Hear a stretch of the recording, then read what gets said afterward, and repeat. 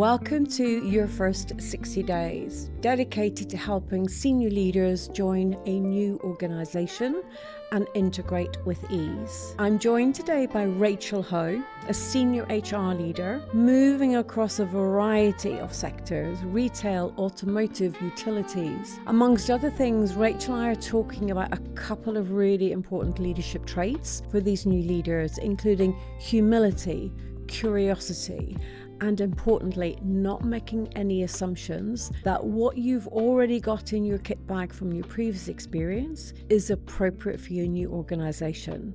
So not to assume. I hope you enjoy the conversation. Oh my goodness me, I am excited to have you beside me. We have known each other, I'm not even going to say how many years. No. Quite a few. Colleagues, friends, compatriots in a variety of situations over the years. Thank you so much for creating a space. Yes. And in the meantime, of course, you have got an extensive background of experience that I would love to draw on. Retail, automotive, media, just to say a few. So welcome. Thank you so much. Thank you. Happy to be here. I'm hoping to start each of these conversations coming in on the eye, getting our lived experience, because I always think that's a really nice place to start a genuine conversation from. So my genuine ask is, could you reflect on your own lived experience of moving around organisations as a senior leader, which you absolutely are and have been for some time, and with the benefit of hindsight, what have been the biggest learnings you've gathered for yourself through that onboarding period? Well, when I came into my current organisation, I probably paid the most attention to it consciously for me personally, in terms of how I wanted to land, what impact I wanted, and what I thought would give me the best start. I was in the fortunate position where my predecessor was retiring, so they were around for a little while, which gave me the space and the time to just get out into the business. So I've spent easily the past 10 plus years in quite big operational environments. I've spent time going out and understanding, what is this business all about? How does it make money? How does it drive performance? How does it grow? And what's my role in all of that? So that was, I think, something that I did quite consciously, in terms of just understanding what the organisation was about, so that I could bring my own experience and my own thoughts, but with the context of the organisation that I was in. As you say, it doesn't always happen that you've got that space No. or time with the predecessor still around. So that's a great experience of starting. My observation of various organisations is they've maybe not started off on the best footing. With really good intention, they've tried to move too quickly into action and making an impact, but probably a little bit too early. And they've been blindsided because they haven't understood the history and everything the organisation has experienced before getting to today's context. What's your exposure to that?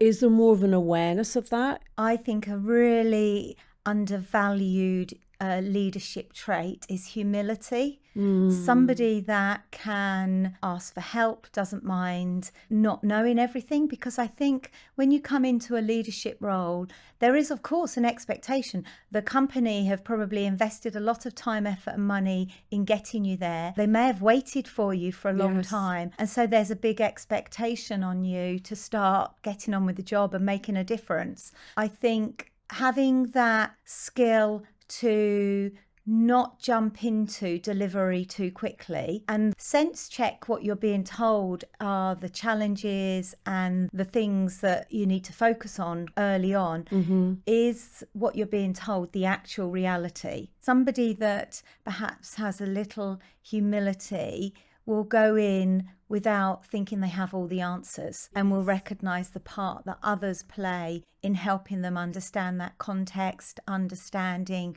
the culture, the environment, the legacy that's been left behind by their predecessor. Yes. Both good and not so good, because Yes. there will be both. When you speak about humility, you also remind me of another undervalued trait, and that's curiosity. Yes. And I think those two things go Yeah, they beautifully do. together. They do. Because if you're in that mode of being humble, being respectful, being curious, then you're gathering your understanding, your sense checking, as you say. That's it. It's asking questions to understand, not telling people how you've done it before. It's getting the right balance, isn't it? I laugh because sometimes I use the royal we. Sometimes we can't help that. We're almost asking questions to lead people to where we want them to go, rather than being genuinely curious. Yeah, that's a good point. And leaders have got to where they are because they get stuff done. Yes. And they are action oriented and they do make things happen, but it's just paying a little attention to the environment that they're in. As you observe all the various organisations you've lived in, what would you call out as the best practice principles that you think are really important around onboarding senior leaders in particular? I think certainly to have a plan Yes. at the start, to have thought about it before they start, but also giving them the opportunity to build their network internally. I think pointing them in the direction of some really valuable stakeholders, both in people that will help them get things done and help them deliver, but also in having a sounding board, somebody that they can use as a confidant, or they can use to just understand a little bit more. One of the things that came up in some general research that I was curating early in the year, the lead into writing Your First 60 Days, was the fact that one of the derailers for senior leaders in particular is that there is not enough contracting on expectations. By the time they arrive, the job may have changed and the expectations therefore might need to be renegotiated. In your experience, how is that factored in? I'm not sure how much attention is paid to it very consciously. Well, the fact that it's not so evident is a really good insight, just to kind of acknowledge, is a really great thing for us together here to kind of highlight. Make sure you're putting some process in place. With more junior members of staff, there's always a process which will be policed. You know, they have their probation period perhaps, and they will have a formal review with their line manager at the end of the first week, the first month, the 3 months or 6 months, and it gets signed off, and there's probably a piece of paper that needs to be put on the HRIS to record that that's all complete. I wonder how often that happens with senior leaders. It might start quite well, as you mentioned earlier, in the, you know, end of week one, how's it going? End of month one. I suspect it does tail off, as you've said. There's no kind of formal discussion. The more senior they are, the less rigor and process there is. And so they're kind of left to their own devices a little bit. Is that fair? Yeah, I think that, you know, there will be a series of meetings set up to introduce them to their team and their key stakeholders. But then it is, I think, in a lot of organisations, left to the leader to navigate it themselves, and they find things by accident. And I'm sure even a year in, they're like, oh, I didn't know that. Yes. Or, oh, you found out things by good fortune of a conversation. I absolutely have seen a blind spot around endings, both in the research that I did earlier this year, but also in my lived experience of the work that we do with clients. There isn't necessarily enough attention put on the ending that needs to be processed before the new leader is able to truly begin the journey. But also for the team that they're inheriting, have they had chance to process the ending? Do you agree with me that that might not have the attention, or are there any golden insights that when it does well, what you've seen? Knowing I was coming into this conversation, I spoke to our COO. If the job's vacant and the person's already gone,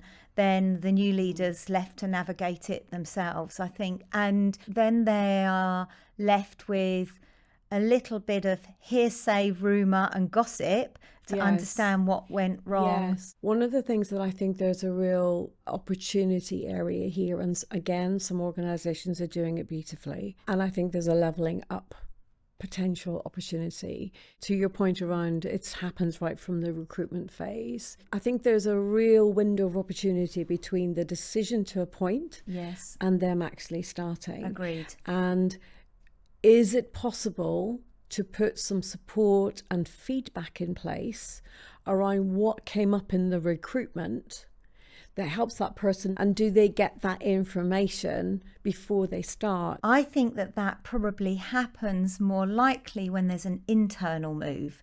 Yes. Because you can see the feedback that's known. Yes. I think when somebody is external, there's an opportunity there. I'm not sure I've seen it in practice.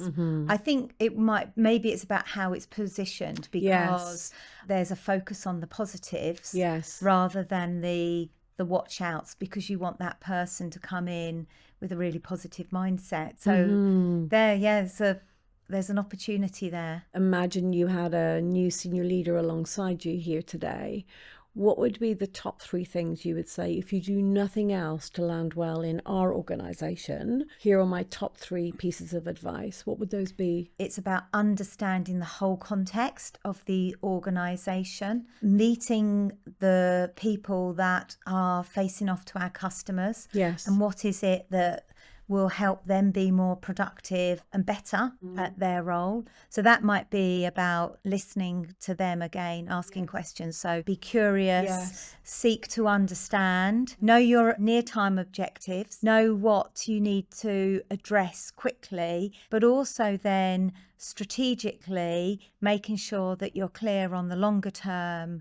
And then I think there's something about just understanding who's going to help you achieve that, and who are the people that will really support you personally, but also support you in things that might need to change. And if I may be devil's advocate, if there's a don't do, what would the don't do be? Just do it how you've done it before. Okay, Or assuming that what you've done, obviously you've had a successful career. Clearly. So something you've done, it works, but just assuming that... Don't assume, lovely. Don't assume anything, but don't assume that the way that you did it before is exactly right for here and now. What's your experience of when it goes really well? Who's owning it? What's the duration? When it works well, there's a shared ownership between the leader coming in, their line manager, and then there might be typically